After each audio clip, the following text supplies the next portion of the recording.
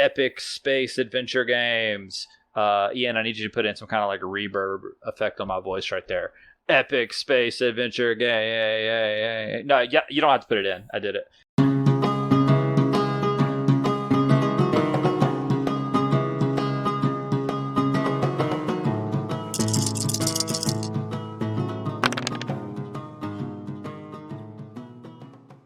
Greetings and salutations, board game fans. The Dice Pirates are back with episode 22. This week, we are going to be talking about some of our favorite space-themed games for when you really just want to take your board game experience out of this world. I'm your captain, Ian, of course, joined by Matt and Aaron. How you guys doing? I'm good. Happy to be back with you boys. Space. The final frontier. These are the voyages of three nerds talking about board games. Matt is, in fact, a huge Star Trek nerd. That's something you guys should definitely know about him. I'm not going to say what his profile is on a lot of games, but it's also extremely nerdy. I'm going to say later in the show, and I'm not a Star Trek nerd. I'm a Star Trek The Next Generation nerd because it's the only good one. That just means you're an extra big nerd because I said it. Full stop. Choose which one. You have a Yeah. There's only one true Star Trek. What's up, guys? We're going to talk about space today. We are going to talk about some space games, and we'll get into this later. But space is such a huge theme, anyways, and so there's a lot of games to talk about. But we just kind of want to bring out some of our favorite ones. Before we do that, though, we're going to move into our soapbox topic. And Matt, you said you're going to very quickly chat about Board Game Arena. Yeah, I am going to very quickly chat about Board Game Arena. Board Game Arena. It's real fun. I've been playing it lately, and I like it. There. That was brief. I did the whole thing. You happy now? That was good podcast listening, wasn't it? Let's move on. Let's keep the ship going. We got to get this thing into port. The tariff fees are going to be huge if we don't get this shipped into the dock. All right, you can keep going if you want. Okay. I'll allow you another couple minutes. Okay. Thank you, Captain. He runs a tight ship around here, all you listeners. I don't know if you know. During the pandemic days, the height of the, I guess we are still in a pandemic. During the height of the lockdown, the Dice Pirates crew experimented with playing board games together online, like many of us did, to try to keep the hobby going and to keep our game group together. And we all gave Tabletop Simulator a whirl at that time. And Tabletop Simulator is, what's a nicer way of saying hot garbage? I don't love Tabletop Simulator. I don't love the idea of converting the entire physical experience of the board game into little digital assets that you move around with your mouse like you do a hand. I mean, that feels very novel.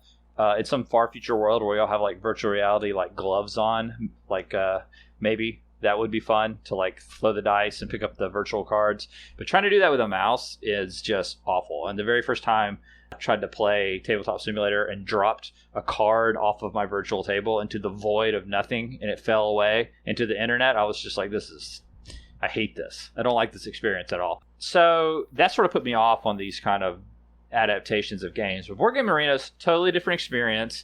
It's not trying to recreate physical pieces. It's actually taking board games and adapting them into quasi video game like form. They still feel true to their roots as board games. It doesn't feel like you're playing a video game, but they're also not so like trying to simulate like things like picking up and putting down cards or physically rolling dice. It's a lot of fun. It's a great little interface. It's easy to find and match with people to play. Don't have a whole lot more to say about it because I'm still pretty new to playing it. I've played 3 games on it. I've played Splendor a good bit and discovered that I'm not good at Splendor. Very bad at Splendor, in fact, apparently, because the people who play Splendor on Board Game Arena will smoke you like super hard. I played Castles of Burgundy, one of my all-time favorite games, and actually did really well in my first attempt playing it. But this is where you run into some like little quirks when you're trying to learn the interface. Board Game Arena, not every game is like super intuitive. I couldn't figure out how to claim my bonuses for completing regions first, and so I missed out on a ton of points and ended up not winning. But I'm not still salty about it. I don't like wake up thinking about how I almost won that game. But and then the other game I played on there is Tokaido, which that was an interesting experience because that's a game I've never played physically. It's a game I've always thought looked cool. with its pretty art and its kind of like Zen vibe of walking the road in Japan. And so I played it on Board Game Arena, and it's a blast. I feel like I'm getting the experience of playing the game, and I can play it anytime with people from all over the place. So Board Game Arena, I like it. It good. Those are my thoughts. If you want to play me, if you're a Dice Pirates listener and you want to play me on Board Game Arena, look for Beard of Riker. That's Beard _of_ Riker. Look for Beard of Riker on Board Game Arena, and I'll play a game with you. I am actually really excited to play Board Game Arena with you because the only experience I've had with it was over a year ago, right at the beginning of the lockdown, when we were looking for where to play. And back then, even just a year and a half ago, the interface and a lot of the offerings that they had there were still not up to where they are today, and from what it seems. So I'm excited to do that. I think that'll be really cool. I do agree that I think Tabletop Simulator is lacking in a lot of ways. What I will say about it is, first off, dropping something off the edge of the table and losing it forever is, in fact, a very good simulation of the real world, because you drop a die and that thing is gone and you will never find it. That's true. Under your board game table. You'll find it 3 years later under your refrigerator for reasons unknown.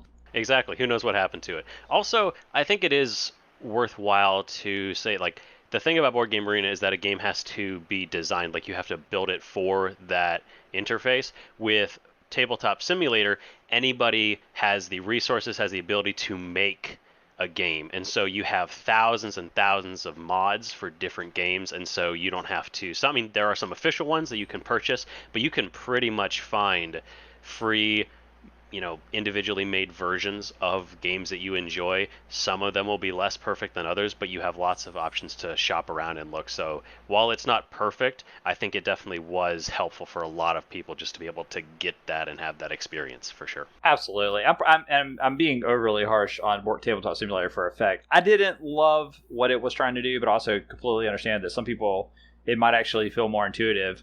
Like you said, it's hard to beat Tabletop Simulator for the sheer wealth of things to play. It's almost shocking how many various adaptations and even like crazy stuff like custom D&D, miniatures if you want to run a D&D session in there and all sorts of wild stuff. So Tabletop Simulator is definitely, I think you should look at them both if you want to get into this whole like play in digital versions of board games. Look at them both and see which one you like. I'm definitely kind of leaning toward Board Game Arena. I'd like a more curated experience with stuff that's designed, for the interface. We're going to move on to our final soapbox topic. And Aaron, you have something for us that I could not believe my ears when you said it. So lead us into this one. Okay, so yesterday I was watching the 2021 showcase for Magic the Gathering, because I just don't have enough to do during my regular work hours, I guess. And in addition to talking about the upcoming main core sets and all of that, they announced 4 new crossover sets that are going to be available for you to go buy and have these cards in your hand that you can actually use and play with. Now before, last year they crossed over, they did a couple new cards based on The Walking Dead via their Secret Lair format, which is just kind of limited collector's edition drops. This year and next year, they've confirmed that they will be introducing cards based on Warhammer 40k, The Lord of the Rings, Street Fighter, and Fortnite. And they have said, Fortnite, that game that your kids play, Fortnite. Yeah. That you can't understand because you're not 12 and you just don't have those reflexes anymore. I just feel like I feel like I can't get away from it. Like, is Fortnite going to be in every space? Do I have to absorb Fortnite media everywhere I go, even in my tabletop games? No, I'm just mad. Actually, they have also announced that for the Street Fighter crossover, so in Magic the Gathering, there's a mechanic called kicking a card, where when you pay the cost of the card, you can optionally pay extra. And they're going to be introducing a new mechanic specifically for the Street Fighter set called Multi-Kicker, because they're introducing Chun-Li, and that's her whole thing. It's just, the lightning kick special. She kicks a lot. Yes, so because they're introducing those cards, they're introducing a new mechanic, and they have said that while they may change the names in the artwork, functionally these same cards will later be printed and present in just regular old Magic the Gathering.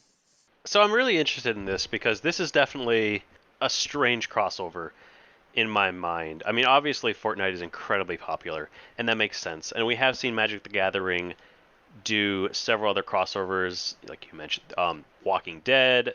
The Warhammer crossover is going to be coming over, of course. I mean D&D, but that made sense. So it's interesting that we've seen a lot of this. But I guess like my question is like, why Fortnite? I realize it's popular, but it doesn't seem like those two groups of people are really going to be intersecting much. And so I guess, do you know what the response has been to this? Like, are people excited, or are they very much like not interested in this? Because I feel like that could be a very controversial thing. So this was just yesterday, so it hasn't really had a chance to bubble out from just the insular Magic the Gathering communities that I hang out on, because I'm that kind of dweebus.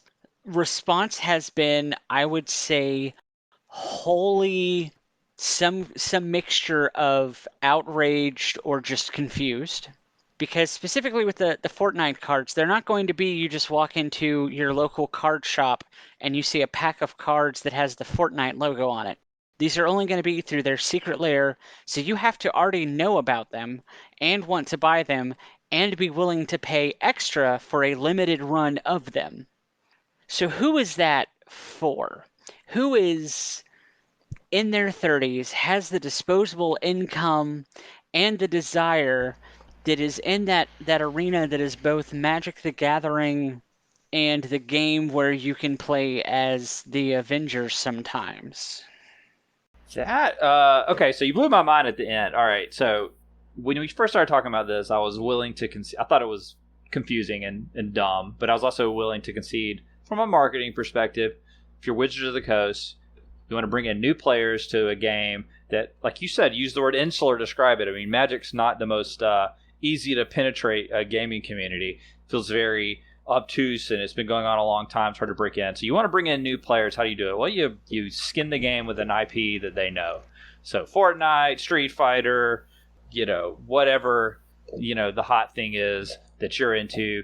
The British Baking Show set, I think, is going to be a really big. That Paul Hollywood card is going to be brutal. But so it made sense to me from a marketing thing. But then when they're being like hidden away as like fairly expensive, like or hard to get collector stuff, you're sort of targeting you're just targeting the Magic the Gathering nerds. These things, if these were sold in like individual packs at Walmart on that giant wall of junk where they put all like the foil packs of like Pikachu card, Pokemon cards, and all that stuff, my kids would probably buy a Fortnite branded pack of Magic cards. And next thing you know, I'm taking them over to Friday Night Magic at the local nerd shop. So, I could see that working. This is an odd thing, but, it's business, it's marketing. I think in the end, what we can do here is actually blame Fortnite for this by bringing in all these characters. Fortnite did this. They're like, oh, just mishmash all the IPs. That's the thing now. It'll be interesting to see how that is marketed on both sides, what they do to bring people in. So we'll have to see where that goes from here. I'm sure we're going to be talking about that again at some point. We're going to go ahead and move on. We do have a quick game before we get into our main topic. We have a return of Rule Book Randomness. Woohoo, I love it. This is a quick segment that we have where I read out just a small segment of a rule book that really doesn't make sense out of context. We all love board games, but sometimes they can get a little bit hard to parse. So I'm going to go ahead and bring a couple ones out for you guys. The first one I have for you is from a game called Feudum. This game is famously incredibly dense and hard to get into. Ooh, I don't know this game. Yeah, I tried to play it one time, and it is inscrutable, and I don't mean that in the joking way that I say when I mean like it's a really complicated board game. Like it is actually the board game manual may as well be written in a foreign language that no one speaks. One of the best excerpts from this manual comes in this segment right here. Shuffle all 17 king seals and draw 4 to place the scrolls in the noble guide as shown. Draw 4 more and flip to reveal rosary beads and put them in the monk guild on the rosary. Draw one more and flip to reveal a rosary bead and place it atop a chicken in the Farmer Guild. Randomly draw 10 goods from the haversack and put them in the barn in the Farmer Guild. Yeah, like, I don't know what you said, but my nose is bleeding. Did you cast a spell on me? And if you do all that, a ghost will appear and tell you your future. What is that? Did you say the phrase in the middle of that and put it on the chicken? Can you recap? Did you say and put it on the chicken? I did in fact tell you to take a rosary bead and put a rosary bead on top of a chicken. See, I got so lost I didn't know what you wanted me to put on the chicken. I wasn't expecting a chicken to appear at all. That's unbelievable. That was like 5 steps to do, I guess, like one thing in the game. And I think over the course of that, you drew like 6 cards, maybe. Yeah, it's a whole thing. This game is one of those games that, like Aaron said, incredibly hard to understand. One of my favorite bits of somebody talking about this game is a person who was explaining why they couldn't play it, and they say, my wife and I were at a convention once and tried to play a floor copy. The creator was even there giving tutorials. We spent maybe an hour or 2 trying to figure it out, including sitting through the tutorial. We just could not figure it out. Eventually we gave up and played Terra Mystica. I would try it again, but only if taught by someone who really knew it and could teach it well. He was learning from the creator of the game and wanted to learn from somebody who knew the game well and could teach it well. This is the game you're dealing with here. This game is over the top. I mean, you want talk about Lacerda games. This game is just too much. Oh, I want to play this though. Look at the art. I've got it up on Board Game Geek right now. Oh, it's a gorgeous game. It looks beautiful, yeah. incredible. There's a crazy looking rainbow monster reaching up from behind a hill at some sad medieval folks. It looks like Adventure Time art mixed with like a 1970s prog rock cover mixed with a dry economic board game. This looks insane. This looks like it came out of the mind of a crazy person, and I'm there for it. All right, I do have another one for you guys. This game is from Rommel, North Africa, and it says this. A hexagonal grid has been printed on the board to determine movement. Hereafter, these hexagons will be called squares. Hereafter, these hexagons will be called squares. So what happened there is that it went into the final version 2.3 version of the rule book, and then somebody finally caught that, and they were like, well, we can't just control F hex to square because that'll mess up something. Yeah. So let's just print it. We'll just put a little note here. We ain't got time to fix it. This was due yesterday. Yeah. Hexes are squares, squares are hexes, nothing means anything. Sure. Hereafter, these hexes are called squares, and also hereafter, rifles will be referred to as bananas. That's an amazing bit of like nonsense because there is the word hex. Like if they were like, we can't just, I can't write the word hex. The manual writer's like, I can't write the word hexagon for like 47 pages. Like I get tired of even writing it, much less reading it. Well, there's got to be a shorter way to say hexagon. I know, square. That's the shorter way to say hexagon. We'll say square. That makes perfect sense. Absolutely, yeah. No, the game, I mean, especially when you do get games that get so intricate, and I'm sure there was something else maybe called a hex, that maybe it was a game where you have to... Well, you know how there hexes. was... I don't know. You know how in the North Africa campaign of World War II, witches were a huge problem. So if you said hex, you were clearly referring to the war witches. It makes perfect sense when you take into account magic, which was prevalent throughout the North Africa campaign. I don't know, man. I don't know. I love, obviously we love board games. We love reading through the rule books and figuring out how to play, but sometimes it just gets a little bit too crazy for its own good, and I love that part. We're going to go ahead and move on to our main topic now, and we will be right back in just a second. All right, and welcome back to the Dice Pirates, and we're going to go ahead and dive into our main topic this week, which is Epic Space Adventure Games. So yeah, if you're a regular Dice Pirates listener, you know we did an episode just a few weeks back on epic fantasy adventure games that capture the sweeping feel of a fantasy novel or movie and give you that same feel. And so we wanted to do the same thing with sci-fi. If you prefer your adventures amongst the stars rather than the rustic fields of a fantasy universe, you have a lot of board game options out there to choose from. So we're going to run through some quickly. this is not a definitive list of like the greatest or best space board games of all time, but there's some favorites, and they're a mix of genres and styles. So no matter what type of game you prefer, you can get some sci-fi space flavor to the table. So to kick things off, I wanted to start out with a game that I particularly enjoy, and that is Firefly the game from Gale Force 9. It's a 2013 release, and it is based on the short-lived but much-loved television series Firefly. The great thing about it is you don't actually have to know a lot about Firefly to enjoy it. In fact, I like but don't love Firefly. When I played this game, I hadn't watched... this, man.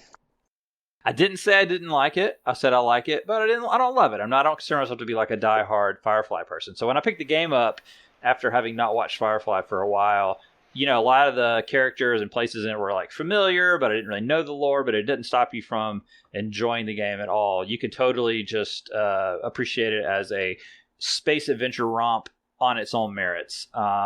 If you are familiar with the show, obviously it follows basically the same structure. You play a crew on a Firefly class ship who's taking on jobs all over the galaxy. You can take on jobs that are legal, illegal. So you're avoiding the authorities, you're avoiding reavers and danger.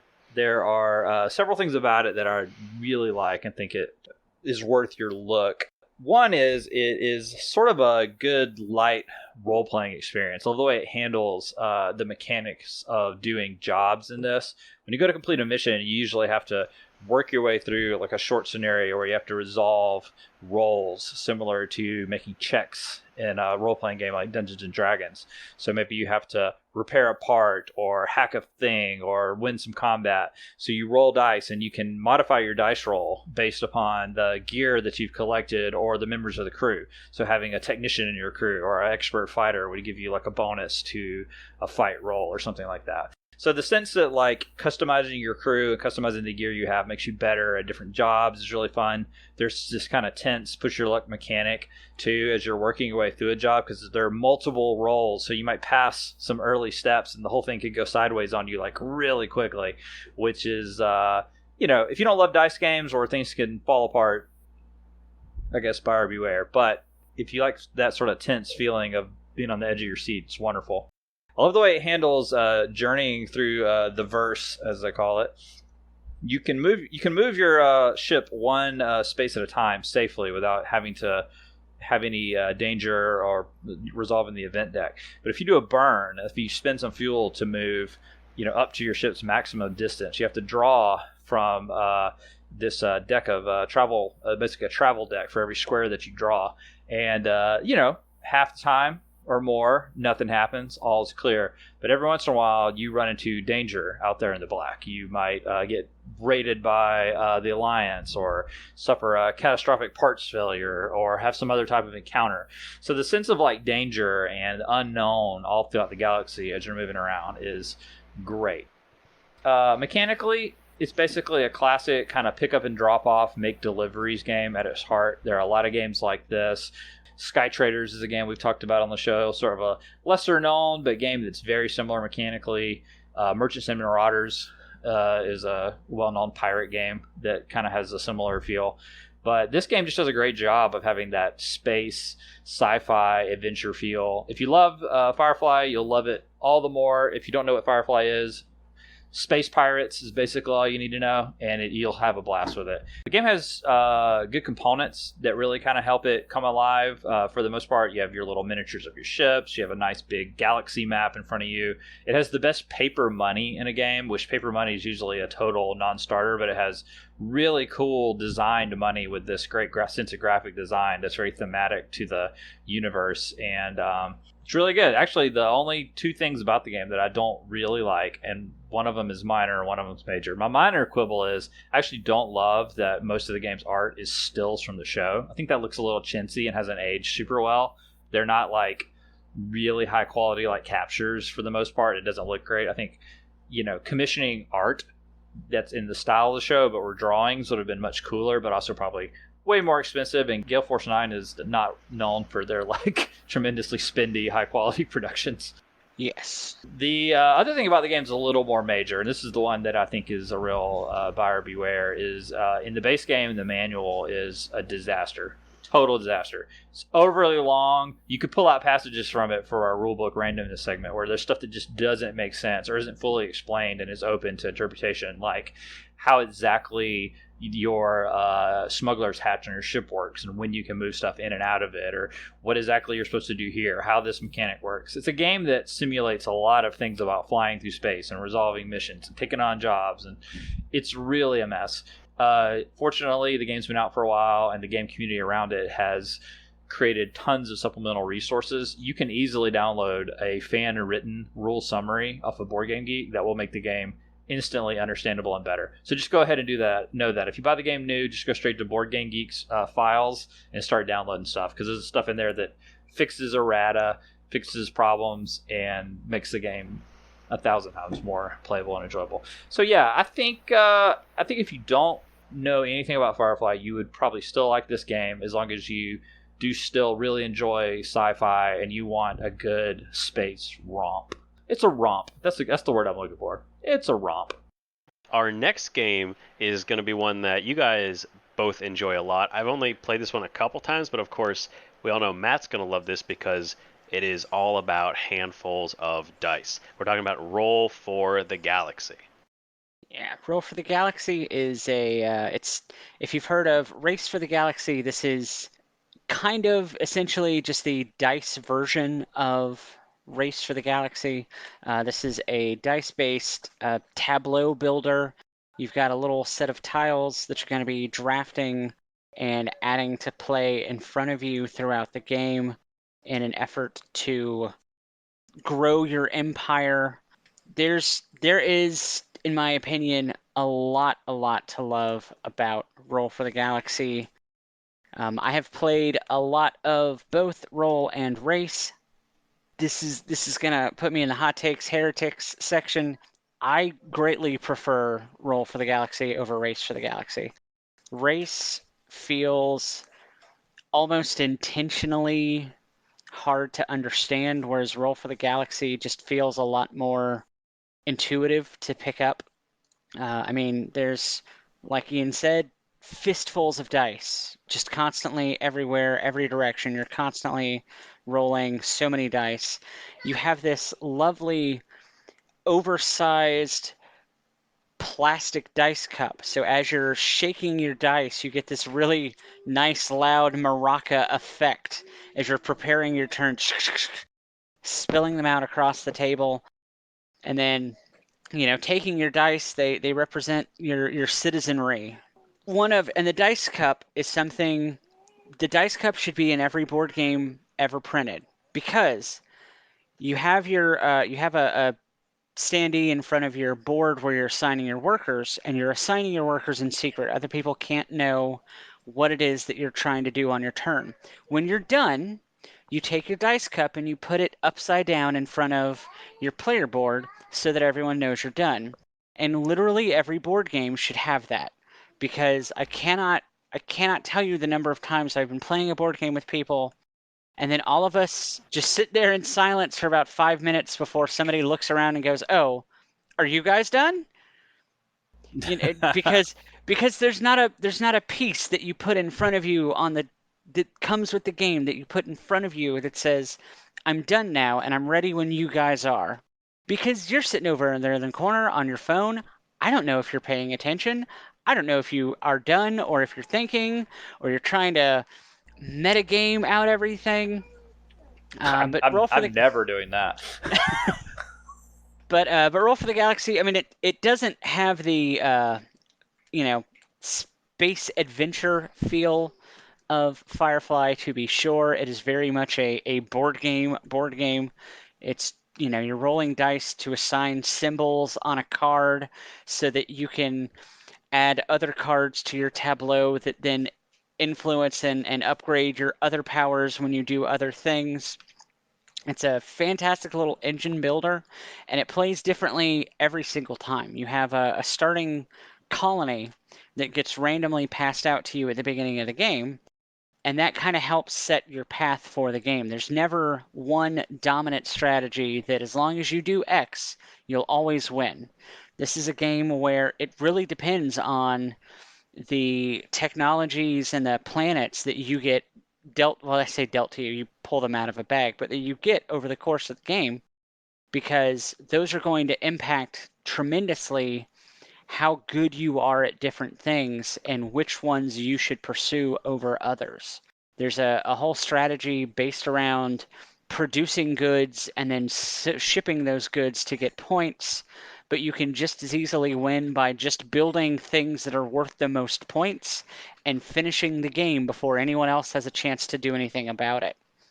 It could very rightly be called a multiplayer solitaire because there is absolutely no direct interaction with people across from you at the table, but it is still. I mean, there's a little bit of that, and Roll for the Galaxy, same as Race. There are 5 actions that you can do on any given turn. On your turn, you'll pick one of them. Everyone at the table is going to secretly pick one of them to be, I definitely want production to happen this turn. So you kind of have to look at everyone's tableau and think about what are they going to try to do this turn so that I know that they're definitely going to lock that in so that I don't have to, so I can lock in the thing that I want to do. And then just kind of, figure out what your opponents are thinking and work around that. It's a lot of fun. It's available for your phones and tablets now, as well as on Steam, I believe. It's a great little just sit down and play for a couple minutes. It's really fun. I've played a good bit of both these games too, like you, Race and Roll, and I'm with you. I think Roll is the better game. That is not universally believed. I do think it's better. It's better for me.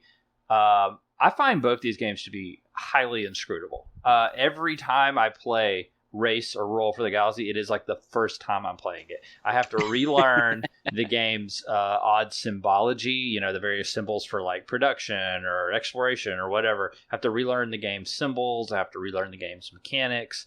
And the overall strategy for how you build your little tableau up and turn it into an engine is it's not intuitive. It's a little tough. You got to learn it. And Race for the Galaxy, or I'm sorry, Roll for the Galaxy with your dice actually really helps you because it narrows your choices. You throw out that chunk of dice, and that gives you a little bit of something to work with versus like kind of the analysis paralysis of when I play its non-dice driven counterpart. As far as it being like a space and sci-fi themed game, I think this is an interesting choice because it's more of a gamer's game. Like it's a puzzle.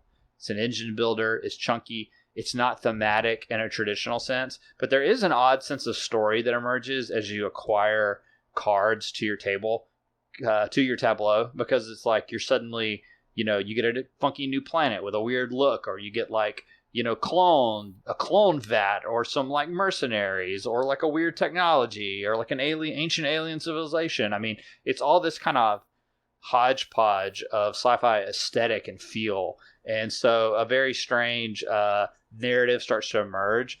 It sort of reminds me of It's a Wonderful World, where you grab all these cards and put them in your tableau, and then you're just like, this strange empire that you've built. That's kind of a fun vibe. This is more like if you're a puzzle-driven gamer and you like something that's chunky and thinky, but you do want that flavor of science fiction, this is a great choice. I'm not with you on the Dice Cup, though. I'm going to go ahead and tell you the Dice Cup is the worst part of the game. You've never been more wrong about anything in your entire life. It's the worst moment of any game of Roll for the Galaxy is when every person is rolling their dice at the same time, and it sounds like a kindergarten music class of like maracas and little like egg shakers going off. It's literally the worst moment. And then everyone simultaneously causes their dice cup to slam down on the table with an audible clunk. It's bananas. I didn't know that you just weren't like that. You didn't like fun and joy. Like that's weird to me. Board games are serious business, and we're here to this is serious, and we're here to do a job. I don't need your frivolity or your rattling cups. If you do easily get headaches, it might be a good idea to not bring in the cups, though. I do agree that can be a lot sometimes. Next game we're talking about is one that is part of a larger series of games. We're going to talk about Tiny Epic Galaxies. Of course, one of the many of the family of Tiny Epic games. You probably are aware of this series, and if you're not, you should be, because they're fantastic little games. But of course, we're going to be talking about Tiny Epic Galaxies, which is definitely a little bit more thematic than Roll for the Galaxy, in that you do have your spaceships, you're sending them out to new planets, you're trying to collect a group of planets that you own and that you can get resources from. There's a lot that goes into this game. It's actually surprisingly robust and deep for the size of the game. Matt, I know you play a lot of this game. Kind of talk us through it a little bit. Oh, yeah. I love this one. I'm going to go ahead and say I think it is the best Tiny Epic game. Oh, for sure. I haven't played them all, so I can't say that definitively, but everything y'all read online, I think it has held up over the years, and it's been out for a while. I didn't realize this game came out in, let's see, this game came out, I believe, in 2015 from Gameland Games. So, it's held up, I think, critically and in the eyes of fans better than almost anything else that Gameland's put out. And in part because it's probably their best, tightest little bit of game design. It's at heart a classic 4X game, a game of expansion, exploration, and conquering throughout the galaxy, but scaled down beautifully into literally a portable package and a fairly simple rule set. It's a dice roller, just like... similar to Roll for a Galaxy. On your turn, you're going to throw down a handful of dice, and from those dice, you're going to be able to take different actions on the board. You're going to be able to conquer planets or gather different resources, power, diplomacy. What's great is that you always have the option to spend some of your resources to follow the action of one of your other players. That means there's no downtime, and that's a great mechanic that you see in some board games. Whenever it pops up, I love it, because that means every turn you got to be actively engaged, and Yes. you always have a tough choice to make in between your turns. When do I want to spend? I think it's diplomacy that you spend to follow culture. That's it. It's like I knew the symbol was a little column, a little plinth. So, but yeah, you spend culture to take a follow action, and you may not have a lot of culture at any given moment. So, choosing when to take that moment. Ian's eyes looked at me when I said I don't have a lot of culture, and he wanted so bad to jump in with some kind of hot take. And I'm gonna pause here and just do it. Drop your joke. Got nothing when he got put on the spot. Let the record show that silence fell. I'm laughing too hard to get my joke out. That was hilarious. It's too easy. It's too easy not to. Oh, yeah. No, that was funny. Yeah, so there's always an interesting choice of when to take that follow action. It's also kind of a light engine builder, right? You use that term a lot, but as you conquer a planet and add it to your player board, you get a unique power. And if you play smart, you can suddenly get a very efficient little system going where you can do more and take more actions on the board.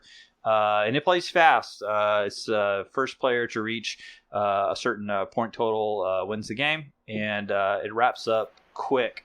It's got wonderful little components, cool dice, little wooden rocket ships, and a retro science style. It's just really good. Aaron, you've played this one, right? What do you think? Yeah, this is a fantastically tight design. Everything has a purpose. Everything has a reason. Everything exists in the game intentionally. And as somebody who's played, I think all of the Tiny Epic games, there are a lot of games in the series that have mechanisms and aspects that just feel really stapled on for the sake of having them there. But Tiny Epic Galaxies has this fantastic, like you're saying, you might not always have enough culture to do the thing. You are hard limited on the amount of resources that you can have at any given time. You have, instead of having pieces that you have to collect and count out, you just have a little tracker. And when you get to the top of the tracker, that's it. You hit 10, and then you don't get any more. So whatever you would have gotten after that is just lost. So you have to be very careful and specific when you're playing through your turn of how do I best manage doing the things that I want to do but also make sure that I'm set up to follow the things that you're going to do on your turn and be, managing your resources effectively that way. They also, I don't know if you guys have played it, they had an expansion come out back in 2017, so just 4 years ago, a little bit more recently, called Beyond the Black. Yes. And in addition to adding, more planets, more secret objective cards, it introduces two really cool mechanisms where you've got specialized ships. So you have 4 spaceships that in the base game they're just spaceships. They just do spaceship things. In Beyond the Black, you can upgrade your ships to each have their own specific ability. And you can also hire pilots who are able to, to augment the powers of your special ships. So you've got it starts to it makes it feel a lot less samey, a lot quicker. One Yeah. of the issues with Tiny Epic Galaxies is definitely if you play the game a bunch in a row, it really just kind of starts to regress to the mean where you've seen it, and this really helps up the differences between one game to the next. It also introduces this thing where you can go explore beyond the black. It's in the name. You can explore the lost recesses of space, and it's a kind of this pressure luck thing where you just don't really know what's going to be there. You don't know if it's going to be something that's gonna ruin your whole game or something that will allow you to greatly jump past the other players. So if you're at all interested in this game, I'd highly, highly, highly recommend picking up the expansion while you're at it. Yeah, I couldn't agree more. I've actually only played the Beyond the Black expansion one time with it, which is bizarre because I have it. I don't know why. Usually when I'm picking up Tiny Epic Galaxy play, it's specifically because I want a quick game. It's like this will be the second or maybe third game in a game day, so you don't. I'm not looking for it to be overly complex, but the Beyond the Black expansion takes a game that is a light space conquest game and turns it into almost like a fully featured like if you package it all together in one box, it's like a fully featured 4X space game when you combine Beyond the Black and the base game. And in the Beyond the Black expansion adds a thematic element that the base game doesn't have. Tiny Epic Galaxy is in its own way lightly thematic. I mean, you're zipping your starship back and forth to planets. There's interesting choices like how you can put your how you can land on a planet or be in orbit around it, and there's definitely a spacey feel to it that makes it a good sci-fi game. But all the stuff you just described, like hiring pilots and venturing into the unknown and upgrading your starships, now you're getting into some real good sci-fi stuff. Like that's when it really starts to come alive. And the great thing is that these are small box games that are very affordable. Not every Gamelin game, not every Tiny Epic game is a home run, but they're all solid and they're all super affordable. And I do appreciate that about Gamelin.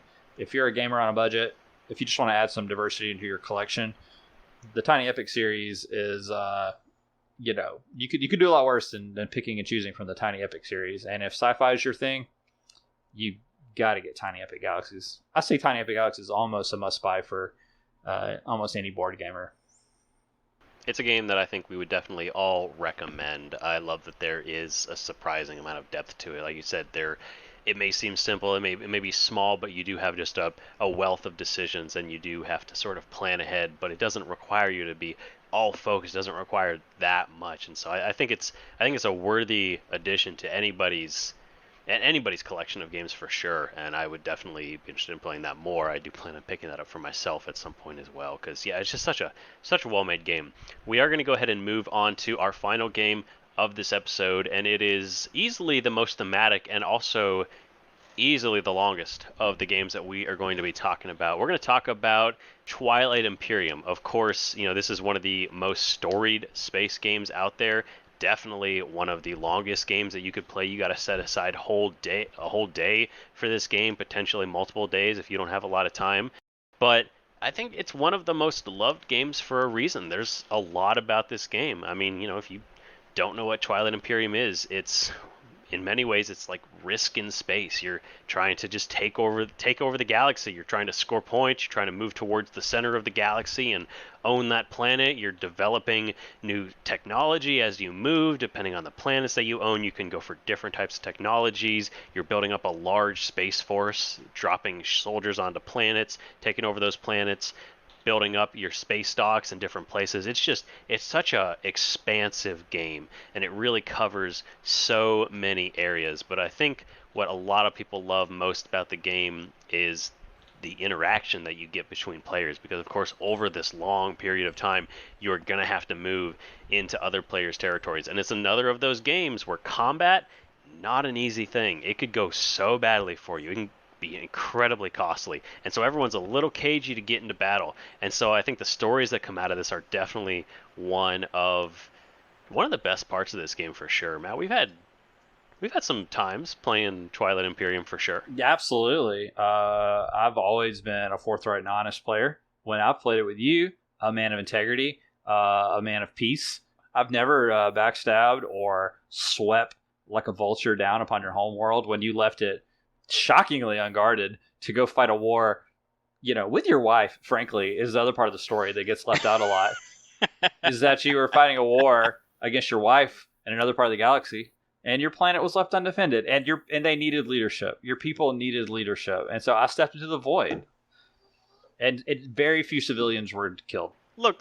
The point here is not that you made a tactical decision. The point here is you spent the entire game smiling at me, making it clear that we were friends, helping me out. And then in my moment of need, what did you do? You turned up. Now I realize that's the heart. That is the heart of this game. But I will forever carry that to my dying day. And this is way out of what we're talking about, but also I paid you back a little bit the last time we played Dune, and that made me feel very good. So you did. I'm not bitter about it still, but you did. Man, yeah, that moment really got me. Yeah, that's hilarious. Ian, I feel like your main tactical error there was that you believed Matt. I don't what is there context for that moment? I will say this. This was years ago. Back, I didn't know Matt quite as well as I did. I didn't know Matt quite as well as I do now. I think if I was to make the same decision, it would be very different. And I believe that if we replayed it, I would crush you. Well, I don't know about that. I'm very good at Twilight Imperium. Easy to say from where you are, Ian. No, here's what I want to talk about this game, and I wanted to, we could there will probably be a time in the very near future where we do a whole episode on Twilight Imperium, especially after we get a chance to play the 4th edition. It's looming behind me. No one at home can see this, so I'm tilting my webcam over so everyone can see it. I have 2 copies now, Twilight Imperium 3rd and Twilight Imperium 4th. Sitting there. So very soon we're going to play Twilight Imperium 4th edition, and I would love if Ian and Aaron could both be a part of that. We got to meet somewhere at a neutral location, Geneva, Switzerland or something, can maybe host a summit for the Dice Pirates, and we could play. But so we'll talk more about Twilight Imperium in the future, but I wanted to talk about it in this episode because if you're talking about great space-themed games, it's hard to argue in my mind that Twilight Imperium is the ultimate space experience. When you think of great space opera movies or shows, Star Wars, Star Trek, Stargate SG-1, other shows that don't have the word star in them, there's so many different shows, and sort of the thing that makes them all feel great is the sense of scope. Multiple planets, multiple alien races, big epic choices that matter, the lives of planets hanging in the balance. Twilight Imperium brings all that to the tabletop. You all play these really unique, well thought out alien races with unique lore and characteristics that are vying for control of the galaxy. And that feeling of a galaxy at war really starts to come alive. There's so many things in the game that we could dwell on, but the bottom line is it perfectly embodies the theme of the 4X style game. Explore, expand, exterminate. There's another X that I can never remember what it stands for. That sense of just like having to make smart tactical choices as you move forward, get better, get bigger, but also trying to avoid conflict with your neighbors until you absolutely can't. Because like Ian said, the wars and the battles in this game are edge of your seat tense and can be disastrous. The other thematic choice that I love in this game is the Galactic Council phase. Every once in a while, you'll trigger an event where everyone has to come to the table as representatives of their various factions and vote on laws and other things that are basically game-changing rules or events that totally change the board state. Literally, you can vote to have a player executed. And they're not completely removed from the game, but they suffer some pretty devastating, setbacks as a result of it. But then there's other things, like you can just vote to close off one of the wormholes or something, or just huge things. And so the wheeling and dealing starts to happen. And anytime a game introduces that element, you start to role play. People start to get into their character, and next thing you know, someone is saying well, my people, it's wild. It's just really, really good. It's one of the few games that's epic, and it's one of those mountaintop kind of grail board game experiences. It's long, just unbelievably, stupidly long. 7, 8, 10 hours of gameplay. You got to be up for it. But if you're serious about board games, and if you're listening to a board game podcast, you probably are. You got to play Twilight Imperium at least one time. Playing a 10-hour game over the course of the bulk of the day with a group of people, and totally by hour 7 just losing yourself in the fiction of the world, and just realizing that the fate of the Hakan Empire rests in your hands, and feeling that in a real and profound way. That's when board game magic is happening, and I absolutely love it. And so I think if you love science fiction, this is one you've really got to look at. The caveats, the buyer bewares on this game, though, are still obviously one. It's not cheap. It's very expensive. You're putting down $100 unless you get a good Amazon sale or something, and it might bring the price down to 80 or 90. It's also obviously not simple to learn or play. So this is the big leagues. This is a lot of rules. It's a lot of stuff. This is not anybody's gateway game. You got to be ready for it. But if you want to step up your board gaming into something that's truly epic and space is your jam, Twilight Imperium is hard to beat. I think epic really is the word to describe it, because from the table presence to just the scale of the game that you're playing, the movements that you're doing, it's going to take up your entire table. It's going to fill that space. You're going to have to find ways to work around that. That's a great point. Over the course of the game, that's the thing is I feel like this is a game that I wish we could play more than we did, and it's hard to make time for that, but I feel like playing it more often would only make it better, because that is one of the things I do think as well, is that you need to be ready for a lot of disappointment when you're coming into this game, because things can go well, but they can also go disastrously bad. You may be building your empire, you may be spreading out, things may be going okay, but you might get caught in just the wrong moment at the wrong time. You might have somebody just move towards you in a direction you weren't expecting, or the dice rolls may just go badly for you, and all of a sudden you may be right there, you may be about to win it, and then instead everything is dashed. But I think that's also sort of what makes it so epic. Everything in the game kind of moves towards a single point. And I think you find this a lot in these sort of grand war games. Dune is very similar, but you have this game that moves very slowly. It's not a fast-moving game. Lots of stuff is happening. Everybody's doing turns and following. Each round itself can take ages. So when it starts to speed up, when you start to get those moments, it's not we're suddenly here. It's like seeing a freight train in the distance. You know that the moment of impact is coming. You can see it from a long ways away. And you just are waiting. You're waiting for the climactic moment to come. You're doing your best to prepare for it, because you can see it coming. You can see everybody preparing. You see them building their dreadnoughts, see them building their war suns. You see it coming, and all you can do is prepare. And if you get to that moment and you're not ready, your entire game is just done at that point.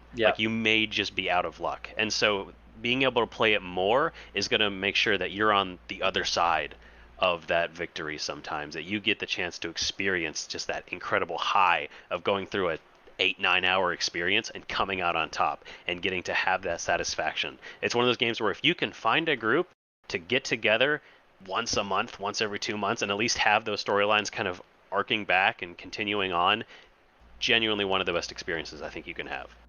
You raised a couple of really good points there about having the right frame of mind when you come to the table for a game like this.